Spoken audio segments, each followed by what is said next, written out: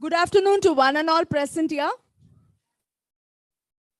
Now we invite all for the last part of the spectacular event of two-day international conference on digital era canvas, innovations and challenges in business. May I now request Dr. Malati Selvakumar ma'am, Principal, SA College of Arts and Science, Chennai, to deliver the welcome address.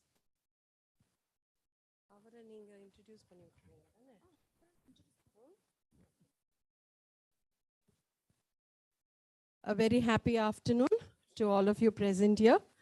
We have come to the last part of our two-day international conference organized by the department, the School of Commerce and Management of our college in association with the Department of Commerce, IDE, University of Madras and IARA. I think in this 1.5 days, you have got lot of, at least we put in all our efforts to give you diverse information about how important digitalization is part of our lives. So different inputs we have got. And I think the last session which we saw on robotic surgery was, it was frightening also to see that, but that is reality. And morning on cyber security, when Mr. Arun Prakash spoke, he asked you all to do a lot of search on social re-engineering. Please do it, okay? And I'm planning to bring him again for another session here. We have got so many people who have spoken to you all, and I just hope and pray that it has added meaning to your knowledge. It is my duty to welcome Mr. Tomio Isogai, our chief guest for the valedictory address, who will be speaking to you on Society 5.0. Sir, a very hearty welcome to you. Can you put him on? Thank you so much, ma'am. Good afternoon. Happy afternoon, and thank you for accepting our invite. For all of you, nearly all the speakers, we have been only, contacting them through mails or WhatsApp, and we are also meeting them like you only on the online portal. So on behalf of our institution, I would like to thank you so much for accepting our invite. And I thank Dr. Ganapathy for introducing you to us. And we look forward to your session, sir. Welcome once again. I welcome all my faculty, fellow researchers, faculty members from other colleges, HOD of other colleges. All those have made the event a grand, a success. Thank you so much. The guest for today's valedictory session is Mr. Tomio Isogai, freelancer advisor to Indo-Japan Relations and Japan Society, Japan. Mr. Isogai is a former managing director of Sharp India Limited, He possesses more than 37 years of experience in Sharp Corporation and over 100 years old Japanese electronics giant. He is truly global-minded business leader with diversified experience with more than 60 countries across the world. He is a member of Ayurvedic Society in Japan, the Kansi Japan Indian Culture Society in Kobe, Japan, India Cultural Exchange Network in Tokyo, and 22nd Century Academy in Japan. Mr. Isogai has been invited to many events and functions, as well as international conferences, seminars, symposiums being organized by many educational institutions like IIT Mumbai, IIM Kolkata, IIM Nagpur, IIM Indore, and IIM Ahmedabad, and across India and various other industries and business circles. Mr. Isogai has been appointed as a president of Japan chapter, International Society for Data Sciences and Innovation, Global, being hosted by IIM Nagpur. In March 2022, Mr. Isogai has been appointed as a chief advisor at Ramaya Japan Center, which is established by Ramaya Institute of Management, Bangalore. May I now request our respected chief guest of the day to deliver the valedictory address for the session. Very good afternoon, everyone, ladies and gentlemen. It is my great pleasure here to be interacting with you virtually, and great honor to be here in this very auspicious occasion. I'll be talking about Society 5.0, which Japan is looking at it in the coming decades. We are living just before that, and we're looking forward to welcoming such a new society all over the world. Let me just share my screen and start my presentation. I hope it is visible right now. Please confirm. Yes, sir, it is visible, sir. Thank you so much.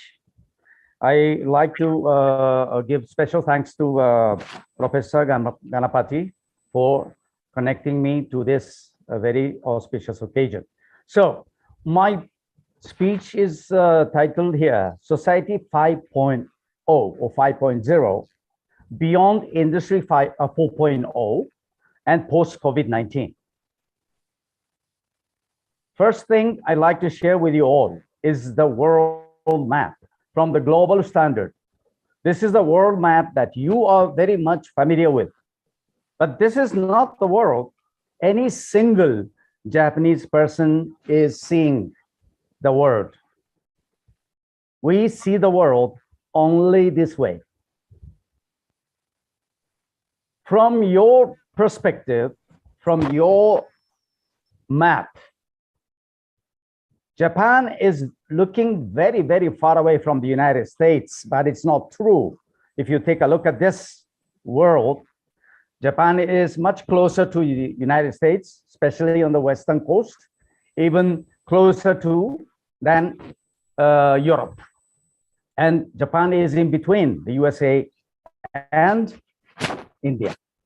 So it's a very different perspective that we are looking at this. One more difference, major difference between India and Japan is demography. If you take a look at this graphics, the blue color represents boys, the yellow color represents girls or ladies, and the bottom line is 0 age, the new baby born, and the top line is 100 age. So every 5-year age group, there is a bar showing the number of population. In the year 2020, it was looking like this. Now I show you the year 2050, when we expect to see and welcome Society 5.0, or already been enjoying it. Here, India will look like it. The population-wise, from 138 crores to become 164 crores maybe. This is far biggest populated, largest populated country in the whole world. On the other hand, Japan is looking like this in the year 2020, and in the year 2050, Japan is expecting to look like this graphics. This is the demography that we need to avoid, in fact, because it's too much of the aged population, too little from the younger generation to support them. Population-wise, 13 crore to become less than 11 crore. It is getting lower and lower projected as time goes. So the point here I want to make is Japan is in desperate need of young manpower in all industries where no robotics or AI can replace humans. That means a lot. Now, there are 5 ways COVID-19 has changed the workforce management. Let's review them. This is by the World Economic Forum report. In this very short article, there appeared 6 times of the word new, as you see in the red color. New normal, new technologies, new roles, new skills, new mindsets, and new quickly changing workplace. Now, what are the 5 ways COVID-19 has changed our workforce management? Number 1, rapid reskilling and upskilling. Yes, quick adoption of new advanced technology is a must. Number 2, changing leadership and management competencies. Corporate culture and leadership skills focus on empathy. Empathy is a new buzzword. Number 3, a culture of trust, transparency, and openness is sought after. All to be supportive of one another, much more than ever before. Number 4, individual and social well-being is sought after. Mental, social, physical, and financial well-being are very much required. And lastly, number 5, working in a more agile way. Simpler, faster, and less expensive ways to operate is, again, very much sought after now. All right. So let's talk about Industry 4.0 a little bit. Industry 4.0 refers to the combination of several major technology innovations, all maturing at the same time, that is expected to significantly shift the landscape of the manufacturing industry. These technologies are advanced robotics, artificial intelligence, sophisticated sensors, cloud computing, and big data analytics. All exist in manufacturing today in some form, but as they integrate with one another, the physical and virtual worlds will interlink and transform the industry. So this is a very basic and brief explanation and definition of Industry 4.0. As you all know, the first industrial revolution, Industry 1.0, was happening in the 18th century. The second industrial revolution, 2.0, happened in 19th century.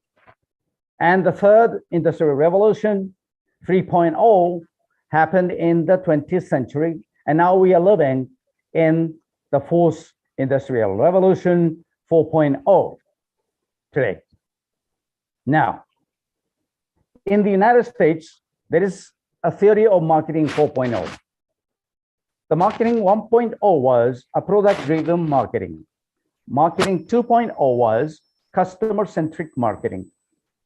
Marketing 3.0 was human-centric marketing. And marketing 4.0 is a marketing approach that combines online and offline interaction between companies and customers. But wait a minute. Because of this COVID-19, this online-offline interaction has been extended to students and faculties, employees and employers. Yes, It has become a very multi-dimensional. Marketing 4.0 also blends style with substance in building brands and ultimately complements machine-to-machine connectivity with human-to-human touch to strengthen the customer engagement. Well, now beyond Industry 4.0 and Marketing 4.0, what will be the next? Industry 5.0, maybe? Yes, maybe. It is the concept that built by the European Union. But I'm not going to talk about that. Japan has made a new concept of Society 5.0 or 5.0. The history of mankind reveals that evolution of human society has been fueled by technological advances, with key steps along the way as Society 1.0, hunter-gatherer society. Society 2.0, agrarian or agriculture-based society. Society 3.0, which was industrial society. And today we're living in Society 4.0, which is information society.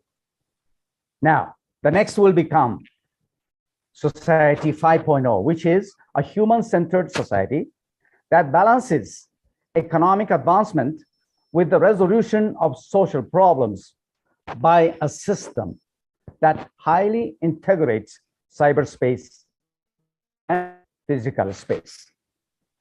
So this is the visual image of Society 1.0, 2.0, 3.0, and 4.0. And now we're looking at the next Society 5.0. Society 5.0 achieves a high degree of convergence between cyberspace or virtual space and physical space or real space. Huge amount of information collected by sensors in physical space is being accumulated in cyberspace. In cyberspace, this big data is being analyzed by artificial intelligence, and the analysis results are fed back to humans in physical space in various forms. Things and systems are all connected in cyberspace, and optimal results obtained by AI, exceeding the capabilities of humans, are fed back physical space. So this is again the image of Society 4.0 on the left side. Upper side is the cyberspace. The downside is the physical space. Now, in the Society 5.0, it will be looking like this, all integrated, virtually and physically and horizontally as well. Society 5.0 would also contribute to meeting the Sustainable Development Goals, SDGs, established by the United Nations. As you may know, the goal is 2030, only 7 years to go. Japan aims to become the first country in the world to achieve a human-centered society, which is Society 5.0, in which anyone can enjoy a high quality of life with full of vigor. It intends to accomplish this by incorporating advanced technologies in diverse industries and social activities and fostering innovation to create new values. Yes, creating new values is the objective. Some of the examples of the new values are already introduced by the Japanese government. If you're interested in, please visit this site. In mobility, healthcare, caregiving, manufacturing, agriculture, food processing, disaster prevention, energy conservation, and so forth. Now, this is the image of Society 5.0. If you take a look at this central circle, there is a 3-generation family living together with a pet and a robot, if you can take a look. And this pet may be a robot as well. Now, I'm talking about this Society 5.0 because of this demography. The Japan's very specific demography issue is too much of aged people and too less people from the younger generation to support them. So we need a lot of robotics, AI solutions to support this demography. So this is the main reason why Japan is desperately looking at this Society 5.0. And also we need young manpower. Indian young manpower is welcome already today. Now, talking about Japan and India relationship, the two countries have become a very special strategic and global partnership. This was just a recent summit meeting held in New Delhi on 19th of March. If you know that new Prime Minister of Japan, Mr. Kishida, just visited for his first time as the Prime Minister. The Japan-India Summit joint statement said many things, covered many things, but I just highlight one thing is here. The two prime ministers expressed their shared intention to realize Japanese yen, 5 trillion Japanese yen of public and private investment and financing from Japan to India in the next 5 years. You know, 5 trillion Japanese yen converts into almost 3.3 trillion Indian rupees. Okay. And here, the two countries have made the growing cooperation under the Japan-India Digital Partnership with a view to enhancing digital economy. Indian IT professionals are very welcome to work in Japan as of today already. The number is going to be increased because the shortage of manpower in IT sector is phenomenal. One more thing important for you to know, in the year 2022, this year, we are celebrating, both countries are celebrating the 70th anniversary of the establishment of the diplomatic relations. Yes, we are celebrating 70 years anniversary, both countries. On the left side, the logo, in the reddish color of logo, is made by the Japanese government. And on the right side, the circle with two birds is the official logo created by the Indian government. I like this Indian design much more than the Japanese. Now, how to survive in a VUCA world? You know, we are living in the VUCA world. V for volatility, U for uncertainty, C for complexity, A, ambiguity. After the COVID-19, really, this world has become even more VUCA world. The fragile situation we are living in. Somebody has made a solution to this. Somebody has already proposed a solution to this, how to survive. To become fragile to agile, you have to have a vision, you have to have an understanding, you have to have a clarity, you have to have an agility, VUCA, vision, understanding, clarity, and agility. Yes. In my view, some modifications I would like to make in this solution. How to survive in a VUCA world? Yes, you have to have a clear vision, deep understanding, and instead of clarity, I put courage. Courage means guts to change the things. Courage and guts to enter into a new field. And instead of agility, I put adaptability to the changes. So, in my opinion, in order to survive in a VUCA world, you have to have a clear vision, deep understanding, courage to change the things, and change yourself maybe, and adaptability to the changes of your environment. Okay. Have you heard about the three wise monkeys? Maybe, yes. Speak no evil, see no evil, hear no evil. And this was expressed by Mahatma Gandhi ji some time ago.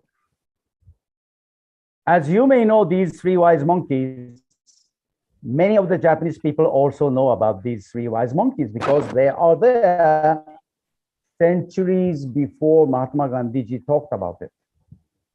So that's something in common that we can share. Now, take a look at this. Please take a close look at this. You may not be hearing any evil. You may not be speaking about any evil. You may not be seeing any evil, but you may be following and sharing all the evils every day. Let's not do that. It's a big waste of time for you. So let's forget about those three wise monkeys because they are talking about evils.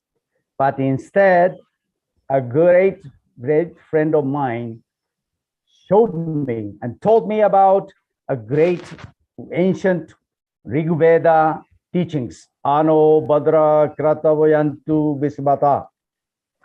May good thoughts come to us from all directions. The Rig Veda is telling you this. Look at these three monkeys now.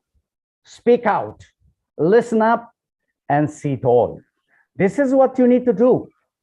Forget about three wise monkeys and be smart monkeys from now on. That's my last message for you all.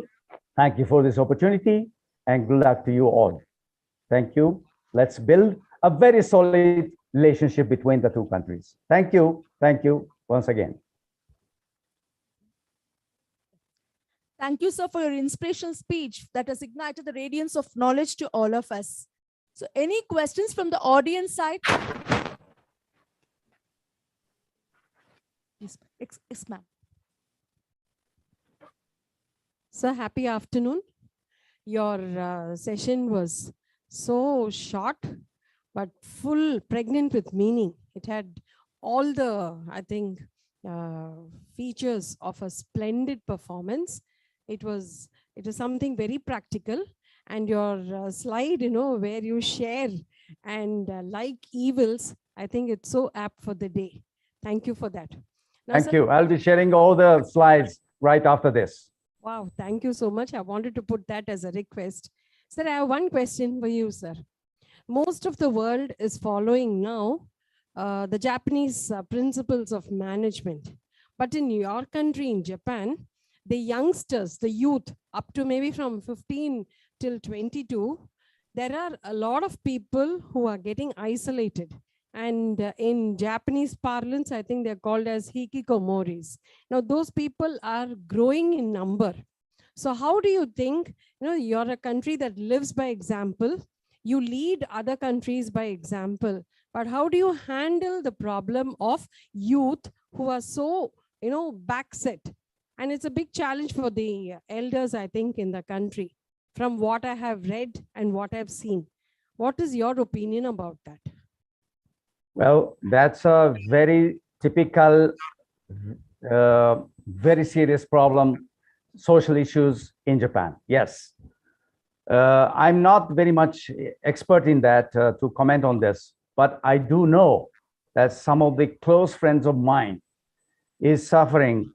They're suffering from their kids, getting into this hikikomori situation. Hikikomori means totally isolated, even in the family, not even communicating with the parents.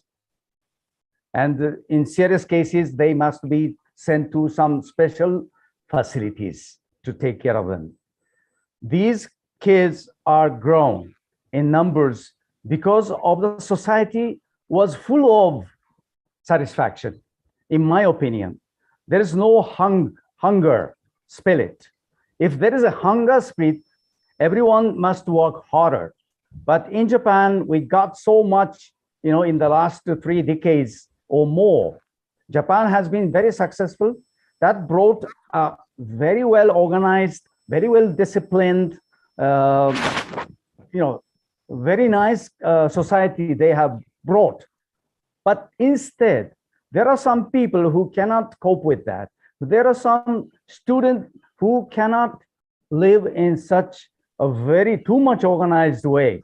Too much organized way means too much pressure to become very punctual, following all the rules and so forth. Some people cannot cope with that. And those children are in many cases getting isolated from the other group of people. Even in the classroom, nobody will be talking to them. And then they get isolated even more and more. And that happens even in family. They cannot go to school, they cannot attend school anymore, but they cannot even communicate with their own family members. It's a very sad situation, but it is a fact. So there are certain social issues in Japan, which also India can learn from us not to repeat the same mistake. Thank you. So my question in this direction is, do you think digitalization is adding to this hikikomoris? Well, I don't think so, but in certain ways, because the digitalization cannot isolate them from all the information available outside. Even they don't speak to their parents, even they don't speak to any people, but they can, search any information that available in the world. So they can be isolated even more because of this digitalization. That I can say. Thank you, sir. Thank you, sir, for very valuable information, which is very much useful to our students for this international conference. It's really an excellent presentation, sir. Thank you very much, sir. Thank you. Thank you very much. Thank you, sir. Yes, sir.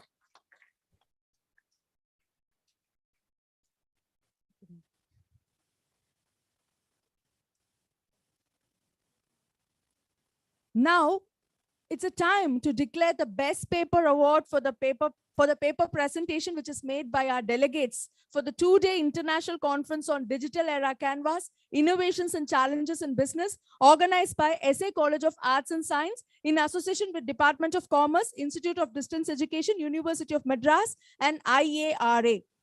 Now, the third prize goes to, I'll tell,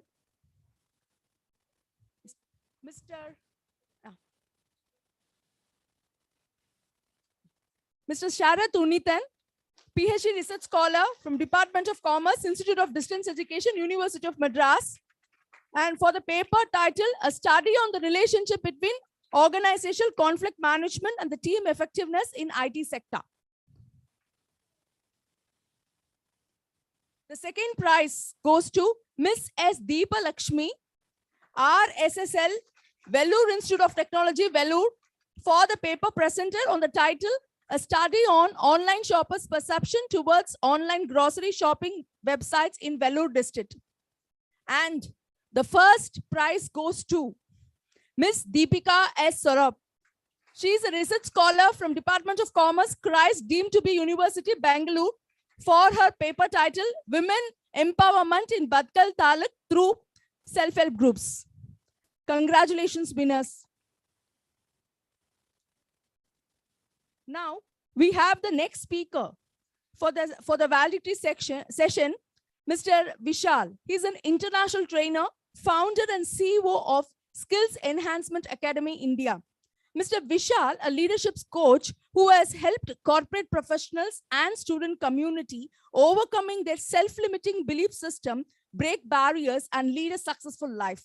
More than 17 years of work experience and more than 16 years of training experience, his expertise in leadership skills, coaching, mentoring, facilitating life skills, soft skills, personality development, interpersonal relations, and man management. Mr. Vishal has a rich and insightful experience in helping organizations across multi-locations, multi-state, and global environment. And he is also expert in work through change and achieve the growth. He is known for his skills as a leadership and also as a good coacher. He has a great ability to foster the cultural change, apply and translate business strategies to target audience.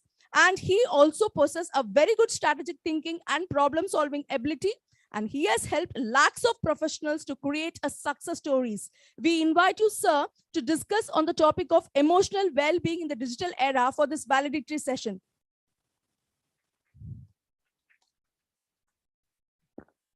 Am I audible? Sir. Thank you so much. Well, I had a lot of content which was very similar to our previous speaker who had spoken. Mr. Tobio, thank you so much for such a great presentation. I got really carried away over the last 20-25 minutes watching you. And that also gave me some time to quickly rework what I can bring to my audience this afternoon. Let me start it this way. Listen carefully, because here comes an important message that is very much the need of the hour for all the young minds across countries and nations. Once, there were two monks who had had everything learned from their greatest guru when they were moving towards the path of spiritual excellence. You know, monks are people who sacrifice, compromise, and live their lives away from all the heavenly pleasures. So they learned and learned and learned until one point where the guru felt, this is enough. You had everything learned under me. Now it's your time to go and apply these learnings into the realistic world. I give you a month's time, 30 days to your fullest. Go, live, experience, and come back to me with what you were able to make out of all the learnings that you had in that 1 month. And remember, I'm going to excitedly wait to hear your experiences. Now, these monks felt a sense of pride. Wow, that's amazing. All the lessons that we could have had in our entire life from the greatest person is being given to us. They take the blessings of the guru and they start living to the world outside, traveling and traveling and traveling to the different cities, to the nooks and corners in trying to help people as much as possible with all the knowledge that has been handed over to these disciples. It has been imparted in a very beautiful fashion. So they go from one street to the other, to the other, to the other, to the other, covering almost all segments of the country. Finally, on the 26th day, they have achieved a lot. Their list is getting filled. One accomplishment, other, so much to go and share to the respected guru. So now is the journey to walk back to the mountains. And into there is where on the 27th day, early morning, they step forward to walk back. They keep moving. As they get closer, the day dawns, they rest into the place for that particular night. The next day morning, 28th day, again they move on. And now they have to cross a dense forest, a very dangerous one, in fact, filled with all kinds of creatures, insects, birds, and animals. So they make their way through the forest. And finally, they reach a point where they are standing. They are seeing a beautiful river just in front of them. This river is what would be their final lap into the journey that they have to cross to move to the other side where the bank is there. And from there, they start the ascent to the mountains. But mind you, it's not a calm river, a serene one. It's a dangerous, full of ocean currents. Any moment it can pull you, any moment it can trip you. If you lose your balance, you're going to get carried away by the currents and you're going to get washed off, going and falling from a steep cliff to the other side. So you need to be real careful. Even a slight miss in your focus, slight miss in your attention, and there you had it, you missed. They've learned so much, but now is the real test to cross the river. So they're going, they step foot. The first monk is there and he's almost 2 steps into the river. The second one is just following in close. And all of a sudden, they hear a whispering voice. Excuse me, can you please help me? The other monk who's just behind feels that he has heard something, but doesn't believe it. He feels it is quite untrue to his ears that in such a dense forest, a dangerous one, somebody whispering, excuse me, can you help me?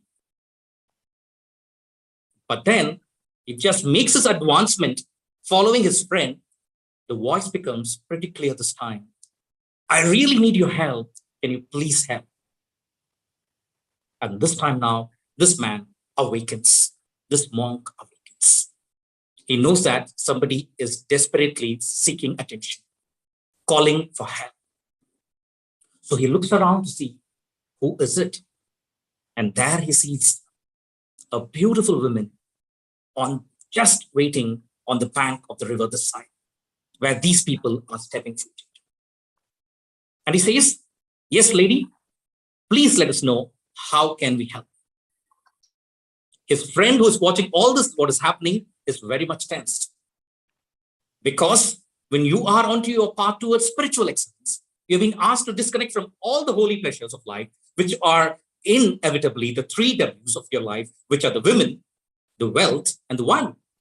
And one of them is just there, straight in direct contact with them.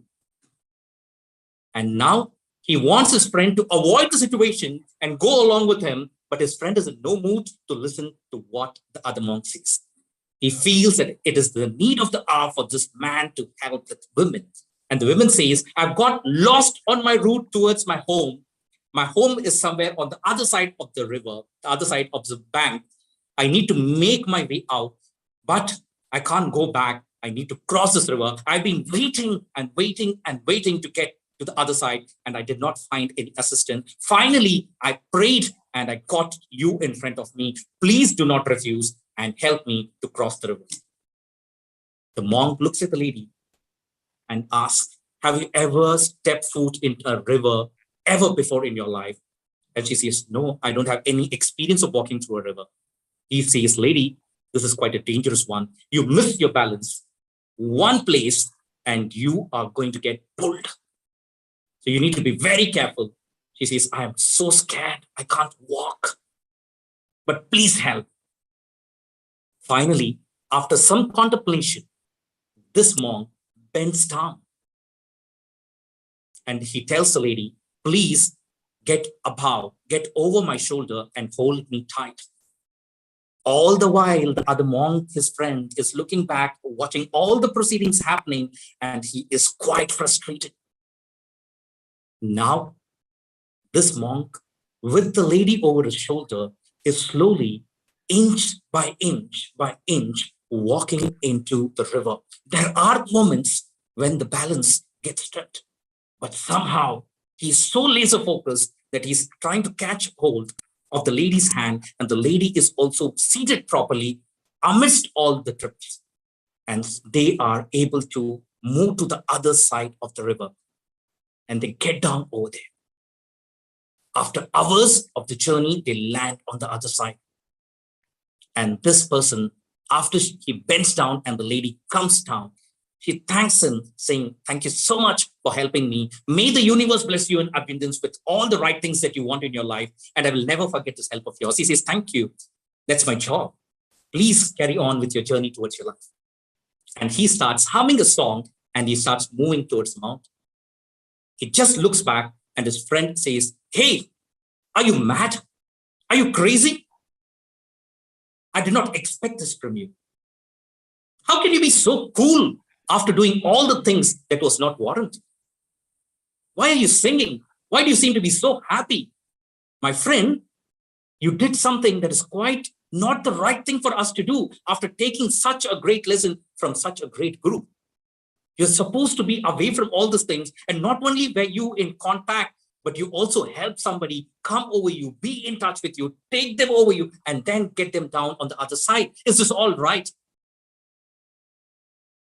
This friend, the other monk, after a moment of silence, looks at his friend eye to eye and tells him, "Hey, buddy, I have dropped the lady a long time back from over my shoulder. My job was to carry her only until that other side of the river bank. After which the lady has set on a journey back home, and I'm set on my journey towards the mountains. But you are still carrying that lady over here." Well, ladies and gentlemen, my dear friends, the global audience, respected principal, fellow professors, lecturers, and speakers of the Divine Forum, this is what is the life all about in the fast-paced world. Yes, welcome to the session on emotional agility in the digital era. And this is where we need to start. We all are going through a fast-paced world today where virtual consumption is to its maximum utilization.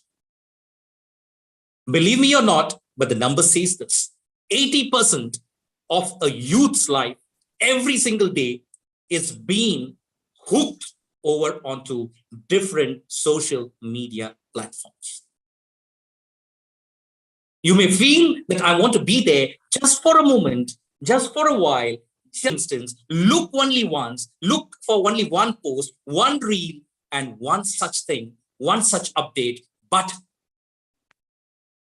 what happens is you are losing your total self over there. How can we work this equation out?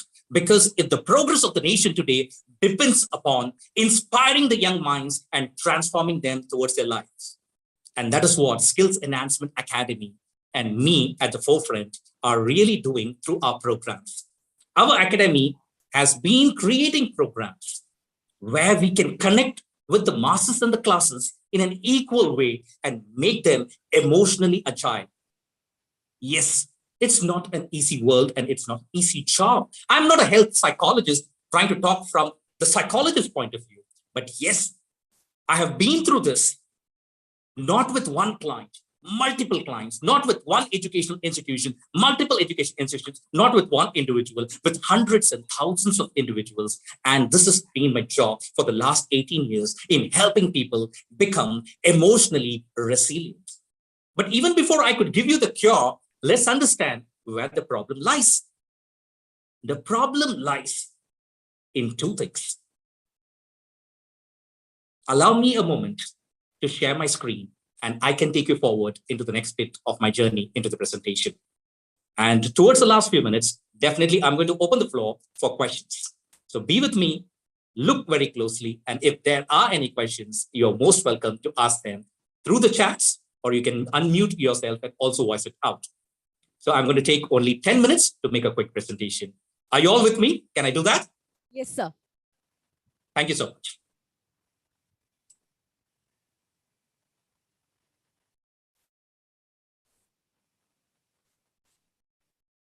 Able to see my screen? Yes, sir. Okay, thank you. What do you make of this picture? If I could ask, what do you see on the screen? Two rabbits, sir. Two rabbits. Yeah. Yes, two rabbits. This is what is our life day in and day out, time in and time out, week over week, month over month, and not to differ year over year. Nothing changes until we are going to change over here. Every moment that something is being provided as an opportunity in front of us, we are very good at doing this. And this is where the problem lies. And the solution is right over here. Young minds of the country, listen very carefully, because out of experience I'm speaking. I've been on the panel of a lot of interviews. I've been associated with research universities like Harvard, Oxford, Cambridge, Yale, Kellogg's Management Institute, and to name many more, and also prestigious institutions across India. And the problem is here, these days, our youth are believing into this concept when it comes to life. So let me show that to you up on the screen. If you chase two rabbits, you will not catch either one. Yes, you will not catch either one. They may look very beautiful, very lucrative, very attractive to the eyes. You may want to have your hands on the both, but that's not possible. I'm going to study, but at the same time, I'm going to be on the social media. Hello. Believe me, you're just making a fool of yourself. And over a period of time, when you graduate, when you move for placements, when you move for interviews, when they're going to check you with your assessments, when they're going to check you with your assignments, when they're going to check you in terms of your aptitude, my dear friends, today's population is failing in the aptitude because their focus isn't there. The same old questions, or the same duration of time, learning right from our primary school to the middle school to the high school to the higher secondary. But still, when it comes to the aptitude, there is one thing that you need to be very agile, very quick, and very responsive at, that is to find quick solutions to the questions. And how can you be quick? If your thoughts are going to be in two places, if your mind is going to be in two places, if your heart is going to be in two places, you cannot work this equation out. Miserably, unfortunately, you are inviting failures. That's why the placements around the pandemic that happened did not have great selections, because over the last 2 years, we have brought the college, we have brought the universities, we have brought the organizations in the digital world in front of the human eyes to all the individuals. We say refrain from using mobiles, but over the last 2 years, our students have been exposed to classes, have been exposed to discussions, have been exposed to meetings, and even examinations were virtual. Who to blame? How to correct it? What is the remedy? So we have already had the impact, but now not to double that, not to triple that, can we try and get this a little less in terms of concentration and more in terms of dilution? Whatever has happened, can we change and rework the equation? Yes, we could. If we stop selling these two things to ourselves. So let me move forward. Yes, this is the number. This is exactly the number. 80% of the youth's time is going into the different social media platforms, which is causing a social disinfection in the individuals. And if we need to overcome this, we need to do it in this particular fashion. The lies, let's stop selling them to ourselves after week. How can we rework it? The first lie is this: everything matters equally. Is it? How many of you believe over here everything matters equally? Audience? If you're there listening to me on the Zoom platform, you can even show me a raise of hand. Let me count the raise of hand. And if you want to use the chat, you can also use the chat and say, yes, Mr. Vishal, I definitely feel everything matters equally. Audience, anybody? Respond to a speaker? I need to do this. I need to do that. I need to be here. I need to be there. I need to keep doing everything into my life because everything matters equally. Please come forward. Students? Students? Yeah. Hi, sir. This is Dr. Kamaraj. How are you, sir? Hello, Mr. Kamraj. Go ahead, please. Do you believe in this? It's absolutely, it's not equally, sir. Because of everybody's different thinking, different thoughts. Great. Great. Anybody else? Anybody else, students? Comment on this statement, anybody else?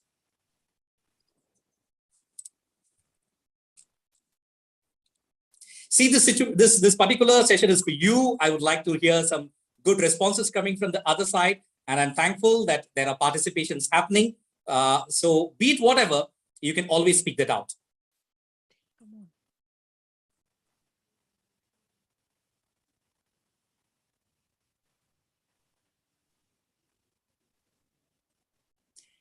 I'll tell you, this is not the truth. Everything doesn't matter equally. Things which matter the most must never be at the mercy of things which matter the least. Please remember the statement. Things which matter the most must never be at the mercy of things which matter the least.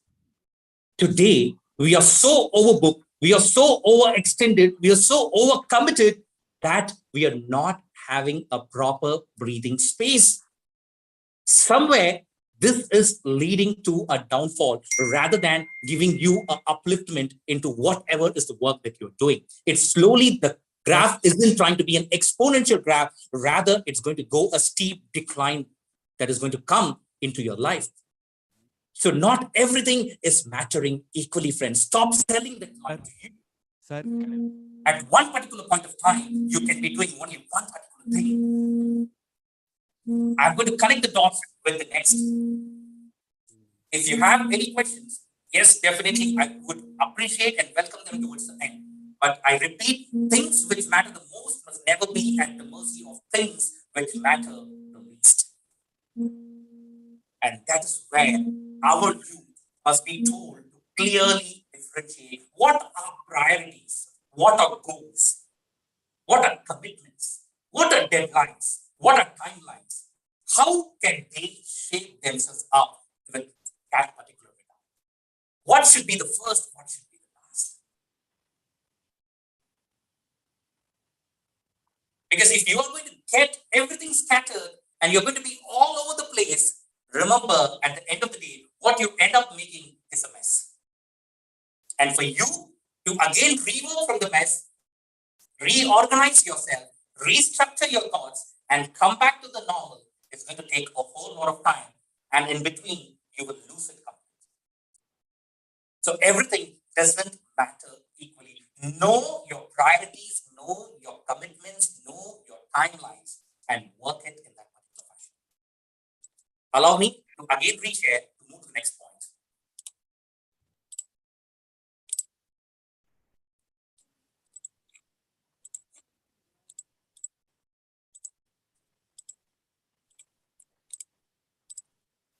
Yes. How many of you believe that multitasking is good? I'm a good multitasker. These days, this is an awesome answer that we get when we go as panelists, as we go as interview experts for different companies, recruitment processes. We ask a student, what are you good at? What are your strengths? And the immediate answer that we get to hear is we are good at multitasking. Can somebody explain me what the concept of multitasking is? So multitasking is really a very good, sir, because what we women, we do is multitasking. I'm sorry, I'm not able to hear the audio. Is it only for me or is it also for every other person on the call? So 1 second. Sir. So there is some issue with your audio system, sir. And here we are not. There is some network issue with you from your end, I think so, sir. Are there any answers? Am I disconnected with my audio? Mr. Ganapati, can you please confirm from your end? Am I audible? Sir, your voice is breaking, sir. It's not clear, actually.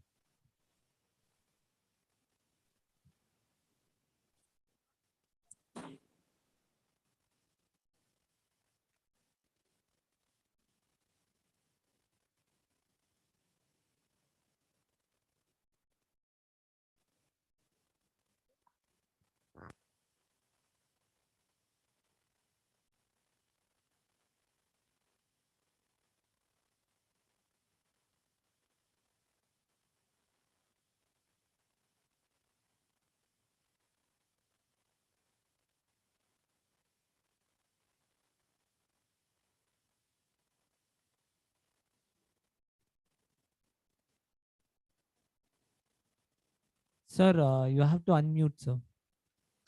Okay, great. Am I audible now? Yes, sir. Great. So I get some answers on the screen. Multitasking. Yes, I agree. I love multitasking, says Vishal Krishnan. Suganya says, no, sir, it's based on opinion. I don't agree with it, sir, as everything has its own value and every value is not the same. Okay, that was the answer to the previous question.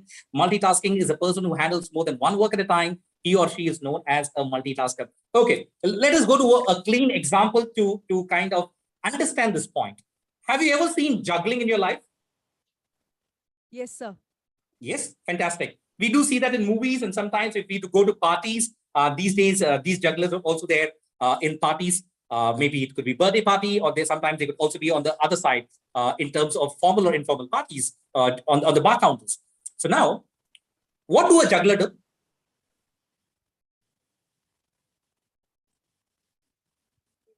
You all have seen jugglers, right? What does a juggler do? It's a balancing task, sir. It's a correct, absolutely right. It's a balancing task. Okay, to a human eye, to a normal individual, it so appears that the juggler at the same time is trying to do so many things at once. Okay, maybe he has balls in his hand, he has bottles in his hand, he's trying to throw the first one, the second one, the third one, the first, the second, the third, the fourth, the fifth. But my dear friends, look back the next time very closely. He is just doing one task at a time.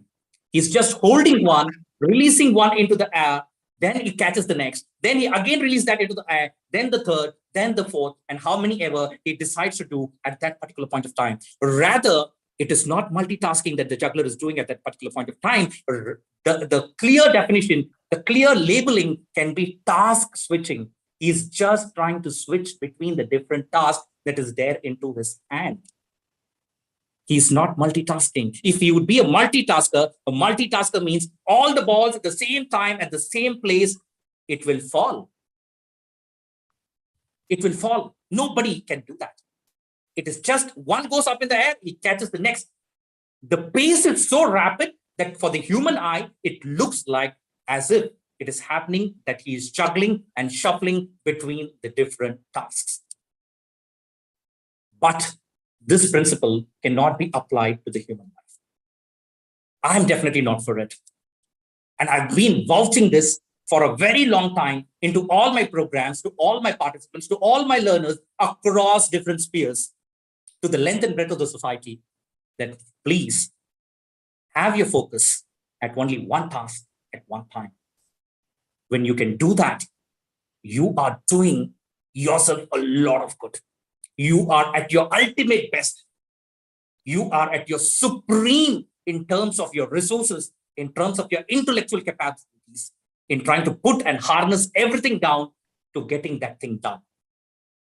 Multitasking is not the need of the hour. Stop multitasking. Rather, let me again come back saying to do two things at once is to do neither. So have your thoughts and your focus on only one thing. I'm going to be here, I'm going to be there. I'm going to talk to my friend, and I'm going to keep on working on my assignment. I'm going to prepare my journal for my college, and I'm also going to be watching something. I'm going to listen to something, and I'm going to do. See, task switching is possible between two different tasks, but the same task, it is not possible. Somewhere there's going to be a lapse. Somewhere there's going to be your break point where it is going to get distorted. The image is not going to come out very clear for you. You lose here, you also lose there very badly. And I learned the lesson a very hard way now. And that is what I will be watching for. The second lie, don't sell yourself this lie that I am a very good multitasker. No, no company, globally, no clients, no customers are accepting this. They want you, even if you do one, do it suitably, brilliantly, the best. You must shine, and you must do it like none other. That is the second thing. Not everything matters equally is my first thing. The first myth that we need to break when it comes to social disinfunction. And the second one is multitasking. Let's look at the third. And with the third, I'm going to close and I'm going to open the floor for questions. Let's get into the third very quick.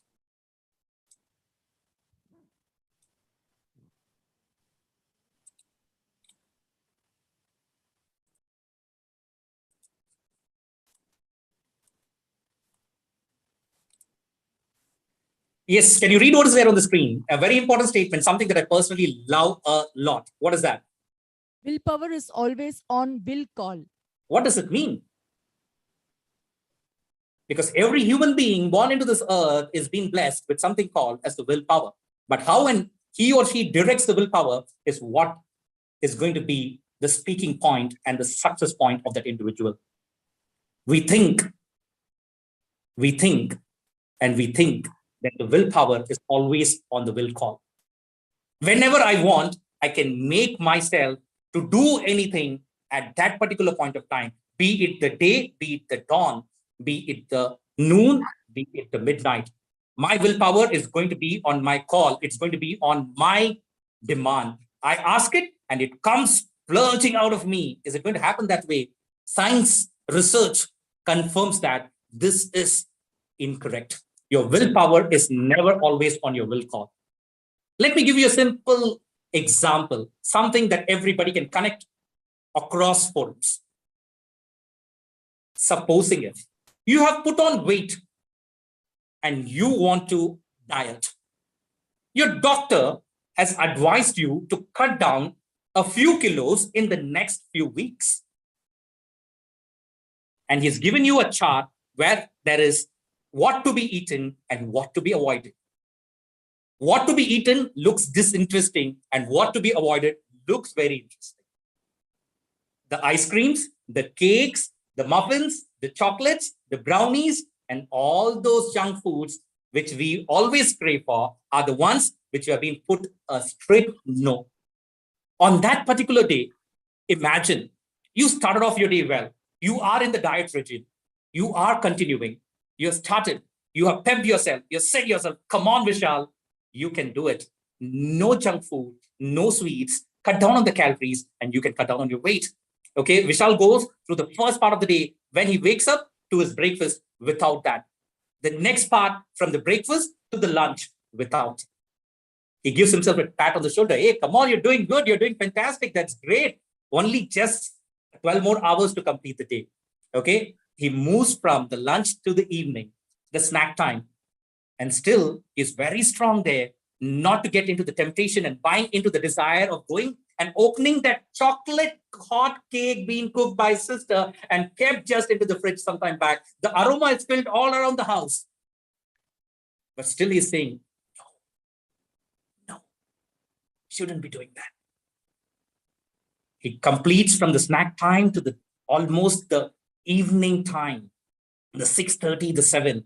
When he looks back at the whole day, now the desire of him to go and open the fridge is somewhat starting to keep on repeating more and more. The voice becomes very clear into his mind. And his mind is going to come out with all kinds of excuses. Vishal, you did it from the morning until this particular point of time. 18 hours you have maintained yourself. 18 hours is a good time to hold on without eating sweets. The last few hours, you can quickly munch, not much, just go and open the fridge and take that last bit of the cake or that small, tiny piece, have it. You've done a good job. You need to appreciate, you need to be speaking good to yourself so that the next day you can do it much better. And I get fooled over there, my dear friends, in getting myself tempted to open that fridge and to take that piece of cake and put that into my mouth. There, it's gone. Why did that happen? If willpower was always on my will call, in the evening, it should have been, Vishal, no, you're not doing it. Why did that not happen at that particular point of time? Go back and check in your life. This is going to work the same way in which I've been saying. Whenever you start your day, you will be so filled with energy, with excitement, with enthusiasm, with strong determination, with laser focus, and you want to be doing everything so fabulously well. And you even would start on a great note. But as you keep moving and moving and moving and moving towards the flag end of the day, you are losing it all. Your willpower is becoming zero. It is becoming weak. So now, this is the lie that we need to stop selling ourselves, and we need to awaken to the truth that willpower is not always on the will call. Rather, I must plan my day according to the need of the hour. If I'm a student, and if I'm into this world, which is so uncertain, I'm embracing uncertainty has been the equation over the last few years now. The abnormal is the new normal into this after pandemic life. And over here, This particular statement number 3, the statement number 3, which is a lie, connects in this particular fashion. You need to avoid a list of things where you can have a store, a reservoir of your willpower built in such a humongous fashion where you are able to make the best use of it. Every day you are being provided with a tank of willpower. But how do you spend it? You spend making weak decisions. What are your weak decisions? What should I eat? What should I wear? Which dress? Okay, how should I commute? And many other things. These weak decisions are going to exhaust your willpower right at the start of the day. Plan your day the previous night. Know what you're going to do and how your day is going to unfold the previous night, youngsters, young minds. This is the equation, this is the test, this is the seminar, this is how I'm going to be, this is what I'm going to wear, this is the time I'm going to start. Okay, I'm going to go with this particular road, this particular route. I have everything pre-planned there one night before, so that the next day morning, your willpower of reservoir can be used for better things. Don't have your screens flash with notifications and messages in the early morning and keep swiping through it throughout for the first few hours of the day. Your willpower is already getting depleted, listening and hearing and watching all kind of nonsense there. Yes, people are posting something only for you to get hooked to. There are two kinds of social media users, active users and passive users. Active users just go there, upload the content and come out. Passive users keep getting hooked to other people's content, keep watching one after the other. How many likes, how many updates, what notification, how many people have come, what seen, and all this data and analytics keep going into your mind. Even if you want to focus on another task at that particular point of time, your residue is already there and your task doesn't have that focus. Somebody asked me years back, Mr. Vishal, can you define what is focus? And they were expecting a very different definition from me. I gave them a very simple answer. Focus is not trying to get your attention to one task. That is what everybody tells you. I would like to add one more statement to that. Focus is also trying to have your attention disconnected from all other tasks. That is really important. Today, social media is consuming all of your time. Your residues are there in bits and pieces on all segments of the social media, be it the YouTube, be it the Instagram, be it the Facebook, be it the Twitter, you're there everywhere. Imagine if you can have that 80% of the time that the youth is spending on social media invested in something good. It's invested in your better future, invested in better opportunities, invested in research, invested in protective goals, invested in bringing out accelerating peak performances from within you. Well, you are the hero of your industry. You are the shining star. You are the rock star. Nobody can beat you. A last few before I conclude and open the floor for equation and for statements. So here it is. What is happening to you? Are you getting influenced or are you getting inspired? Every single day, ask yourself this particular question. This social media around me, is it influencing me or is it inspiring me? 90% times it is just influencing you with bad trends, with bad practices, with bad things and bad news, which is not healthy for you, not healthy for your life, not healthy for your mental stability, your mental agileness. If you're not mentally agile, you cannot be into anything 100%, whole heart and whole soul. Just reading the lines below for all my audience, and then I'm open for questions. When someone influences you, they should show you the power of their mind. Whatever are the posts that are coming in, whatever the news you're watching, it is the power of their mind that they're showing you. When someone inspires you, they show you the power of their mind. If you're watching something, if you're seeing something, if you're looking at something where you feel getting yourself inspired to the next level, well, you're on the right track. Keep going more. If it is not, it is time to disconnect. Active disconnection is required. As we had active engagement years back, now it is active disconnection. Detachment is the need of the hour. Just a simple statement. Maybe people in India will be able to relate to the statements and people across the globe. Give it a thought. In the yesteryears, We had houses and toilets which were detached. Today, we have attached toilets and peoples who are detached. The exterior houses had everybody attached because there was no social media. I don't say social media is bad. It has to be completely banned and stopped. But at least the consumption, everybody must look into it. 80% is a bigger number. Your aptitudes are getting spoiled. Your chances of cracking the interviews is going hayway. Opportunities are getting missed. The next time you are at something, just look into it and give it a different thought. Is this inspiring me? Is this influencing me? Is this influencing? No, this is not for me. It's inspiring me. Let me take the good out of it and just apply that into my life and move forward. Curiosity is also going down because of your intellectual quotient not being at its peak. So work on your curiosity levels. And finally, would like to end. The whole world is in your hand. The whole world is in your hand. You have been given the access to everything. Freedom is as much as doing something right when somebody is watching and doing it double right when nobody else is watching. If you want your life to change, don't wait for some outsiders, some influencers to make it happen for you. You are born to create and make that happen yourself. So don't wait for miracles to happen. You are created to make them happen, my dear friends. Go out there, enjoy, love, do things beautifully, share, accept, compete, admit, and switch. That is what Sakas is all about. Thank you so much. And over to you, the forum and the panel for questions.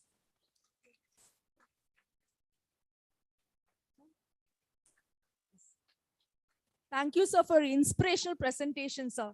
And amazing story narration also, sir, which really influences us and inspires us more. Yes, sir. Sir, what are the best practices which we should follow in order to balance our emotions in this digital era, sir? As a student, as a teacher, whatever roles we are taking, sir, what are the best practices that we need to follow in order to balance our emotions in this digital era? Great. Can I ask a question back if my audience is with me still? Okay. I would like you all to make a confession. And after that, I'm going to make a confession myself. How many of you have felt stressed in the last few years of your life? A bit of stress? Can you raise your hands? I can see the conference hall. Maybe from the conference hall, you can all show me your hands up. A bit of stress in the last 1 year. Okay. Some moderate amount of stress in the last 1 year. People raising your hands? Good. And excess amount of stress. My life was completely stressed, Vishal, in the last 2 years. In and out, left, right, center. It was coming from everywhere. Stress over stress over stress. I know the smile says that all. Okay. The smile says that all, that yes, we were all indeed really feeling stressed. But now, my dear friends, my confession over here is this. I'm a mind coach. Okay. I coach people's mind. I inspire them. I never influence anybody. I'm going to see the thought over here today for you. And it is for you to try and nurture that thought and to see how beautifully it blossoms and it grows into your life. How beautifully you're going to deepen and connect with that particular thought. Stress as an emotion is negative. Stress as an emotion is negative. But in the pandemic, the kind of numbers that we came out with, many people losing many of their loved ones. We had the news all over, flashing with all different stuffs, and people feeling more and more worried, more and more concerned, more and more stressed. What's going to happen to me? Who next? What next? Is it me? Is it my family? Is it my loved ones? Is it my immediate next? Is it my distant? What is going to be the impact into my circle? When people were looking at these happenings from a lens of stress as a negative emotion, believe me, many of them were a part to the situation. They indeed were stressed and they were not able to really come out and live life normal. Many of them lost in the battle to the stress. But me, as I said, not a health psychologist, as a mind coach, I give you this thought. Stress can also be a positive emotion. Life teaching me something to make me better at what I can become more capable at. I can learn new things. I can do it in some other way. I can connect in some other fashion. Before the pandemic, everybody wanted their parents, their loved ones to spend more time with them. Life was so hectic. People used to run for jobs. They used to move out of houses. They used to return late in the evening. But when they were all together, locked into the same room for 2 years, Corona, Corona, Corona, after some time, it became like, ab bas Corona. Darwaja kholo na. Sabko bahar bhejo na. That is how it became.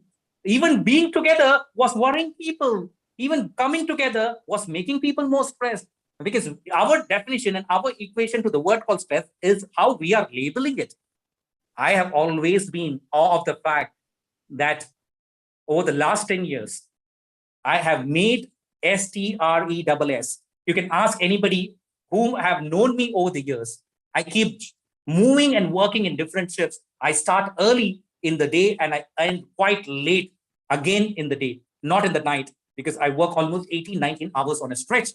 But if at any given point of time, people felt that I'm feeling stressed because of so much of workload, I was enjoying, because every opportunity for me, every pressure that came on me, I took that only as a positive emotion. And the answer to your question here is very simple, madam. How can we balance ourselves with our emotion is what kind of a label are you going to give your emotion? If you give your emotion a positive label, you're enjoying it. If you give your emotion a negative label, you are going to keep yourself more worried into it. You're going to lose, you're going to have a sleepless night. You're going to be losing your peace of mind. For all what? No reason. Life has been created for us to be put into discomfort and inconvenience. That is when the better and the best version of you comes out. Without discomfort, without inconvenience, there's no betterment towards life. There is no betterment towards progress of every individual. I've grown up a hard way and I only keep working. So yes, label your emotions the right fashion. Any youngster today, what am I doing? I'm feeling bad. I'm feeling lonely. Just label it in a different fashion. Okay, I have not connected with someone so far. That is the reason I'm feeling secluded. I'm not lonely. Let me take up the phone, ring my friend, and talk to someone. I will feel better. I'm not a lonely individual. I'm not connected. Can be the statement rather than I'm lonely. That's a label. I hope I answered your question with multiple examples. If there is anything more, please let it come. Really excellent, sir. Thank you, sir. Audience, any questions?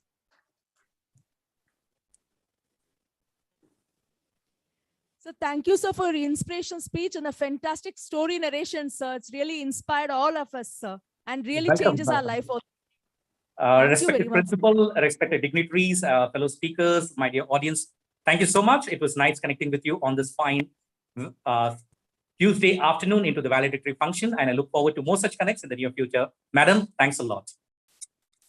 Thank you, sir. Thank you very much, sir.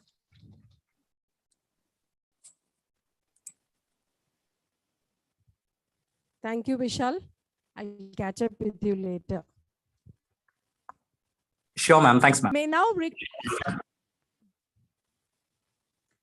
request Srimati Dora Junita Rajakumari, ma'am, Head of Department of Commerce, SA College of Arts and Science, to deliver the rapporteur's report for all the technical panel discussion session, which is held in two-day international conference on digital era canvas, innovations and challenges in business.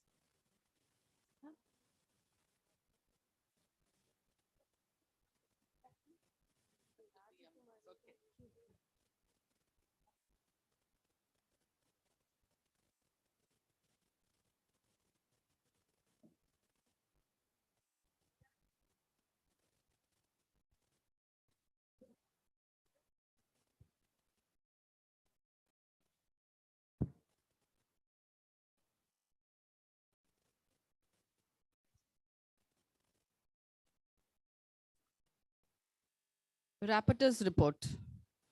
SA College of Arts and Science has organized a two-day international conference in a hybrid mode on the theme, The Digital Era Canvas, Innovation and Challenges in Business, in association with IDE University of Madras and Indian Academic Researchers Association on the 11th and 12th April 2022.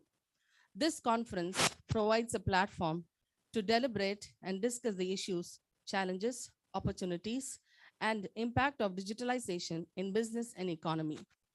Digital technologies have the potential to boost more inclusive and sustainable growth by spurring innovation, generating efficiencies, and improving services. The international conference was initiated during the month of February 2022 with 7 core committee members. The principal of our institution coined the theme of the conference and formed an advisory board comprising of 6 members and a scrutinizing committee with 20 members.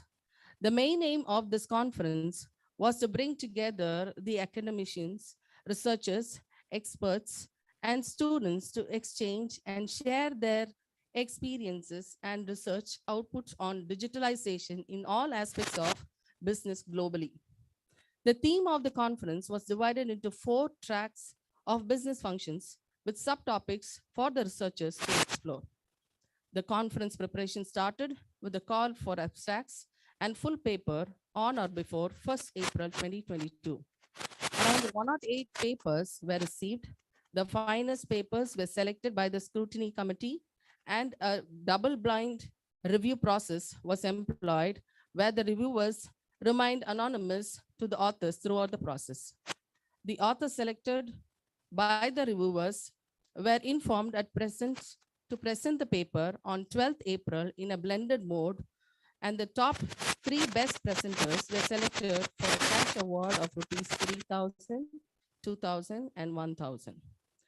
The executive committee identified business experts globally, took approval of their willingness to support the conference, and was made the panel members for each technical session with a moderator and a rapporteur. The inaugural session was started with Tamil Thai Valtu and the lighting of Kuthuvalakku by dignitaries.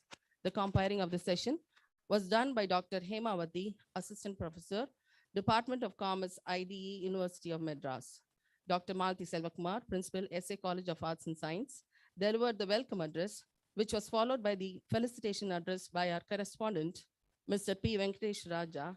He also encouraged the students to participate in upcoming conferences and exhibit their research work. Our director, Dr. Sai Satyavadi, thanked the speakers for accepting the invite. The achievements and activities of SA College of Arts and Science was beautifully exhibited through a video, and the conference dynamics was shared by Dr. R. Panjalan, Professor and Head Department of Commerce, University of Madras. He insisted on the importance of digitalization and its merits on improving business opportunities, enhancing productivity, and encouraging creativity among employees. Mr.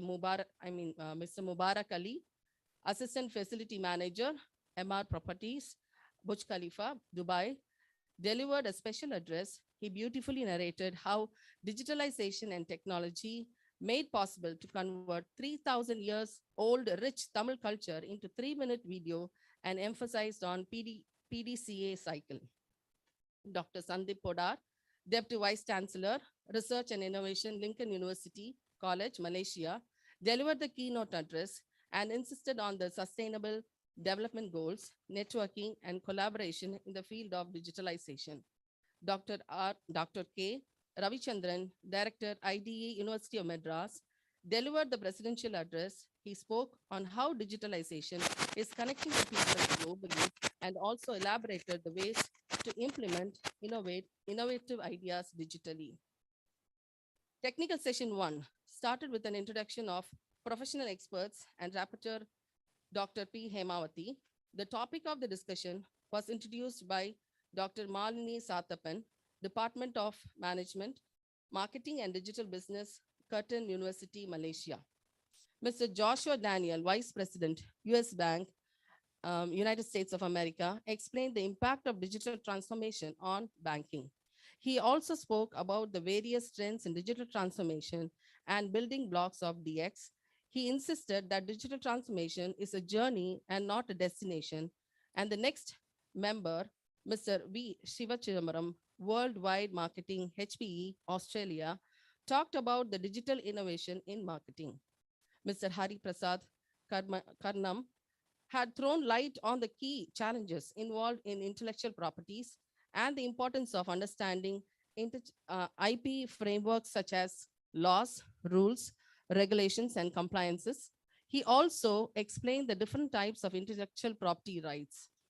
Ms. Kumudu, Vice President, Finance and Control, Nestle Lanka PLC, Sri Lanka, talked about digital transformation in finance. She also insisted on the digital technology such as automation and robotics, as well as data visualization.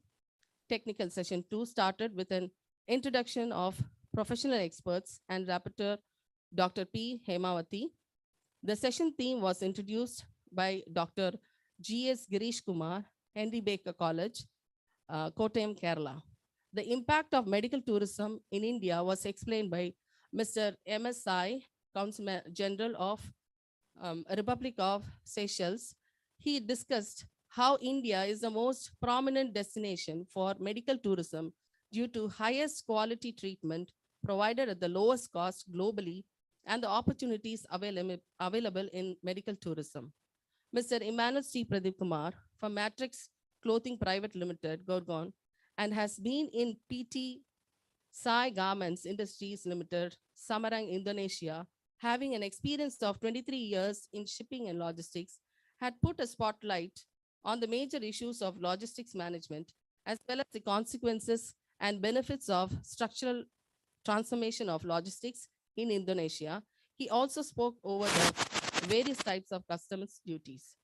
Mrs. Sujata Ratnakumar, production manager of CE plus T Power Group in Belgium, spoke on lean operations and systems.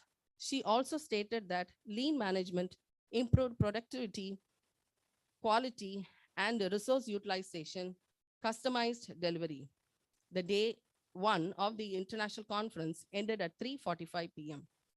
The day two of the international conference started at 9:30 a.m. on 12th April 2022 with a paper presentation on a blended mode at CG Lab with juries Dr. R. Panjanan, Professor and Head Department of Commerce, University of Madras, Dr. B. Sudha, Head Department of Commerce, Shift 1, Anadesh College for Women, and Dr. K. Uma Devi, Assistant Professor, Shift 2, Anadesh College for Women. Each paper presentation session had a judge who is an expert in the domain, and each author was given 5 minutes for paper presentation, which was followed by question answer session. The conference was structured to foster discussion between participants, and 17 presenters gave their presentation through online platform and one presenter through offline mode. The paper presentation session ended at 12:30 noon by consolidating the judgments of the juries, and the top 3 scorers were selected for the best paper award, which was announced during the valedictory session.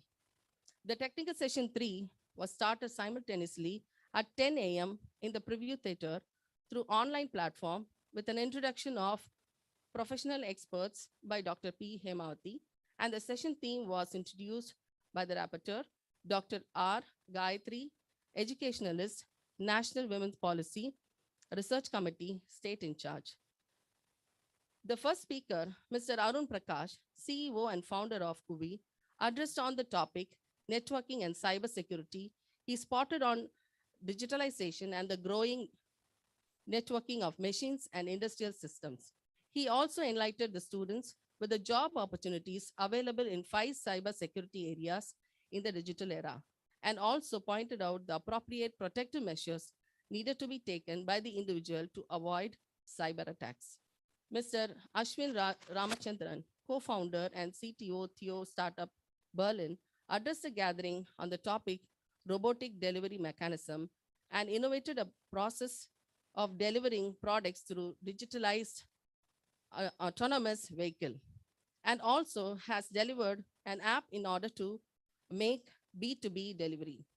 Mr. Syed Mohammad Ali, founder and CEO, Locat Private Limited, India, delivered his speech on the topic innovative business models in logistics. During the pandemic, many innovative business models were developed for the sustenance in the market. Robotics are used in logistics for speedy delivery in food industries and emphasized on green practices in packing the consignments. Dr. G. Bhuvaneshwari, infertility specialist, laparoscopic and robotic surgeon, medical director, GBR Fertility Center and Hospital, Chennai, highlighted on the topic robotic application in medicine. She also explained how robots are used during the surgery with time reduction and at low cost. She emphasized that through robotic surgery, there is a lesser loss of blood, speedy recovery, and a minimal pain for the patient. The session content was wrapped up by Dr. R. Gayatri by concluding the various applications of robotics in different areas of business activities. The two-day conference ended with the valedictory session at 2 p.m. The valedictory session was delivered by Mr. Tomio Isako, freelance advisor to Indo-Japan Relation, Kansai, Japan, Indian Society, Kobe, Japan, who spoke on Society 5.0 by emphasizing how an individual needs to be like the three smart monkeys. And the best paper award was announced, and the conference, the next person was Mr. Vishal, international trainer, founder, and CEO, Skill Enhancement Academy, India, addressed a gathering on the topic emotional well-being in the digital era through a short story and a fabulous presentation to identify, are we influenced or inspired by someone? The session ended, the valedictory session ended with the vote of thanks to be ended with the vote of thanks by Dr. S. Ganapathy, followed by the national anthem. Thank you.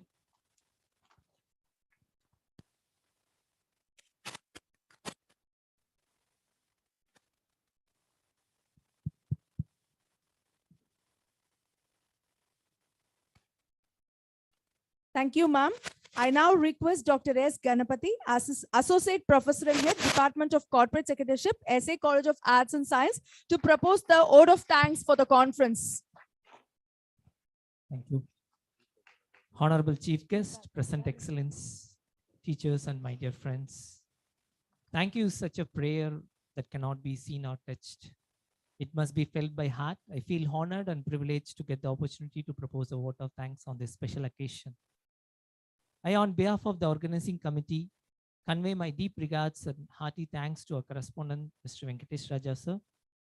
I would like to thank our beloved director, Dr. Sai Satyavati ma'am, and our principal, Dr. Malati Selvakumar ma'am, for their constant help and guidance that radiated a source of energy within us. We will ever remain grateful to our director and principal ma'am. Thank you, ma'am. This event is a collaborative event with UNOM, that is University of Madras Institute of Direct Education, and Indian Academic and Researchers Association. We are highly appreciative of the leadership encouragement and extensive support provided by University of Madras, IDE, especially Dr. K. Ravichandran, Professor and Director in Charge, and Dr. R. Panjalan, Professor and Head Department of Commerce, IDE, UNOM. We are very grateful for the support and encouragement from Dr. C. Paramasivam, sir, President of IARA and Professor at Periyar EVR College. I would like to thank all the honorable delegates from India and across the globe who blessed us with their presence and made this conference a grand knowledge transformation session on various different titles. This is a unique opportunity that we have learned from the world's best experts on their fields. I express my profound gratitude to our valedictory guest, Mr. Tomio Zogai, and Mr. Vishal, international trainer, founder and CEO, Skills Enhancement Academy. I take this opportunity to thank all the scrutiny reviewers and the technical committee members for providing their valuable comments in time and help towards the improvement of the quality of the papers presented during the conference. I thank Dr. Hemavati ma'am, Assistant Professor, Department of Commerce from University of Madras Institute of Directorate of Education for today's wonderful comparing, ma'am. Thank you so much. Thank you, sir. Thank you. I thank all the academicians, research scholars, students, volunteers, and participants from various reputed institutions making it to the conference. I extend my gratitude to my colleagues of School of Commerce and Management for playing their part right. I thank you all for the work done in order to make this conference a grand success. I thank the technical and the AV support from ISCOM team. It's really a big challenging task because since it's both online and offline mode, Special thanks to Viscom team for the excellent support. Thank you. I thank the academic and administrative office staff for extending the relentless support wherever required. So once again, thank you for making this conference a grand success. Thank you all. Thank you, sir. May I now request the audience to give the feedback about the conference.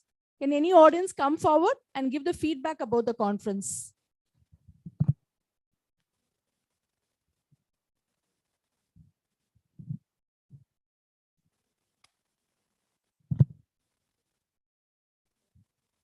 Very good evening to one and all.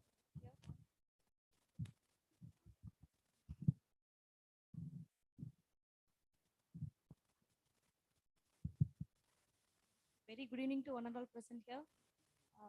I'm Suri Lakshmi, Department of Commerce, St. Peter's Dean University. Today, I didn't expect this much of speech, and we gained a lot of knowledge about ma'am. First of all, thank SA College of Arts and Science and Honorable Principal ma'am, and Honorable Director ma'am, and the Department of Commerce HOD, and the faculties and dear students. I thank everybody because this is very proud to be. I'm here. I'm very no words to say the feedbacks at all. So very excellent and wonderful presentations of such a great legend of our speakers. Thank you so much. Thank you. Thank you all the best, ma'am. We are very happy, ma'am. Thank you. Thank you, ma'am.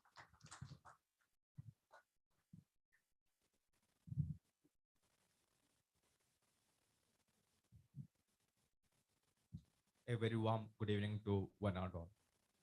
Asatoma Sadgamaya, Tamasoma Jyotirgamaya, Matyurma Mridamgamaya. Every scholar meet is a place for knowledge enlightenment. And I'm proudly, from the warm heart, I say that this is one of the place. I congratulate and thank all of the hosting college, SA Arts and College, because they are done its best.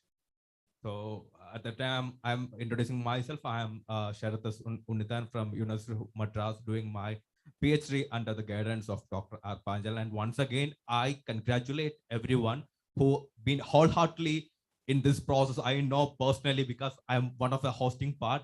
So I congratulate SA College and all the members who've been wonderful throughout the journey. And as a part of a representative of Madras University, I know from the directors, the principal, the correspondent, and our own Hema ma'am, like throughout the journey, they've done its best. And thank you so much, all.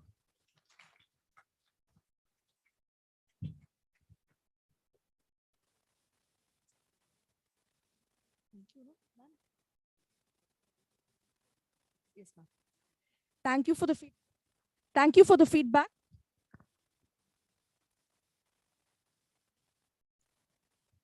With the spirit of digitalization and with the motto of creating new digital India in the minds of youngsters, we all say Vande Matram.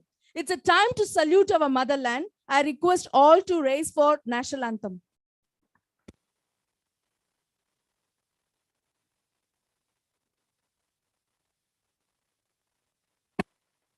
जनगण मन अधिनायक जय हे भारत भाग्य विधाता पंजाब सिंध गुजरात मराठा द्राविड उत्कल बंगा विंध्य हिमाचल यमुना गंगा उच्चल जलधि तरंगा तव शुभ नामे जागे तव शुभ आशीष मागे गाहे तव जय गाथा जन गण मंगलदायक जय हे भारत भाग्य विधाता जय हे जय हे जय हे जय जय जय जय हे